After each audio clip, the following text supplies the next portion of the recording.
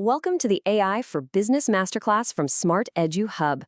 Today, we're diving into a fascinating area of AI that lets computers read, understand, and even respond to human language. We're talking about natural language processing, or as you'll often hear it called, NLP. So, here's our game plan. We're going to start with a huge data problem you're probably facing right now. Then, we'll introduce the AI assistant that can solve it, see exactly what it can do, and wrap up with how you can decide if it's the right move for your business. Ready? Let's get into it. Okay, let's kick things off by talking about a problem that, trust me, every single business is dealing with, whether they know it or not. Seriously, just take a second and think about the sheer amount of language, of words your company handles every single day. It's not just a stream, it's an absolute flood. You've got customer emails pouring in, support tickets stacking up, social media comments, legal contracts, the list goes on and on. Now, hidden inside all that text is a potential goldmine of insights. But because it's all unstructured, just messy, everyday human language, the real question is, how on earth do you make sense of it all? Well, what if you could hire a new kind of specialist for your team? Someone whose entire job, 24/7, is to read, understand, and organize every last word for you. That specialist, that's natural language processing. Think of it as your new AI assistant, specifically designed to process all that messy human language and turn it into valuable, structured information that you can actually do something with. I love how Professor Katalin Vrabi from SNSPA puts it. He describes NLP as a bridge, and that's perfect, right? It connects the flexible, sometimes confusing world of how we talk to the rigid, organized world that our business systems need to operate. So what can this new assistant actually do? Well, its skills really boil down to three main categories. Let's call them its core superpowers. Its first superpower is to understand. It can read 1,000 emails and figure out what they're all about. The second is to generate. It can take raw data from a spreadsheet and write a perfectly readable summary. And its third superpower, converse, is where it gets really cool. It combines the first two to have a conversation, which is exactly what powers those chatbots we see everywhere.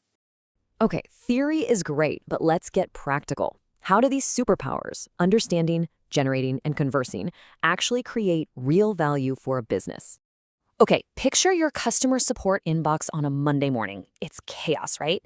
Instead of your team spending hours just sorting and forwarding tickets, your NLP assistant reads every single one, understands the issue, and routes it to the right person instantly. Or think about legal documents. Your assistant can be like a super fast paralegal, scanning contracts and invoices to pull out crucial information, names, dates, dollar amounts, which cuts down on that tedious, error-prone manual data entry. This is where it gets incredibly powerful. It can analyze thousands of survey responses or social media comments to tell you what your customers are really thinking. It spots trends and gauges sentiment at a scale that a human team just couldn't manage. And of course, the classic example, your NLP assistant can be the brains behind a 24/7 chatbot. It handles all those routine questions. What are your hours? Where's my order? Freeing up your human agents to tackle the more complex problems. But look, this isn't some magic wand you can just wave. Like any powerful assistant, NLP requires smart management and a really clear understanding of what it can and can't do. The very things that make human language so rich and expressive are what make it so tricky for a machine. Think about a simple word like bank. Are we talking about a riverbank or a financial institution? That's ambiguity. Without context, the machine is totally lost. And that's not even getting into all the unique jargon and slang we use in our own industries. So how do we teach our AI assistant to handle all this? Well, there are basically two main approaches. You can use a rules-based system, which is like giving it a very strict grammar book. It's predictable, you have total control, but it's also really rigid. The other way is data-driven, where you just show it thousands of examples and let it learn the patterns on its own.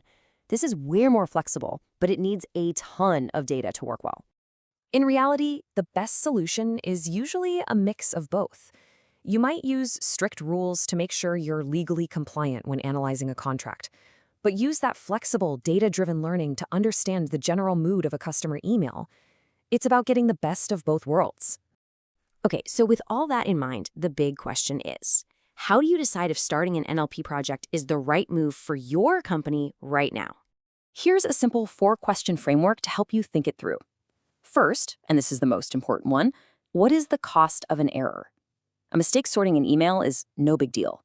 A mistake in a legal contract could be a disaster.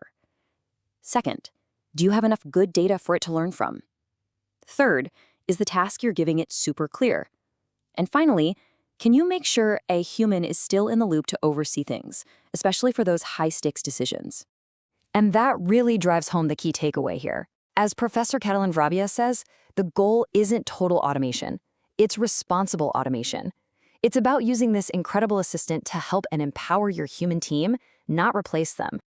Now, obviously, we're just scratching the surface. If you want to take a much deeper dive, all these concepts are explored by Professor Catalin Vrabia in his manual, AI from Idea to Implementation. So that brings us to the final thought, and this one's for you to take away. Now that you've been introduced to your new digital assistant, what's the very first problem you're going to ask it to solve? Thank you so much for joining this explainer. To stay connected with news from today's electronic world, which is so necessary for all of us smart citizens, please go ahead and like and subscribe to the Smart-EDU Hub channel. We've also put some interesting links about today's discussion in the description below for you to check out. Stay smart with Smart-EDU Hub.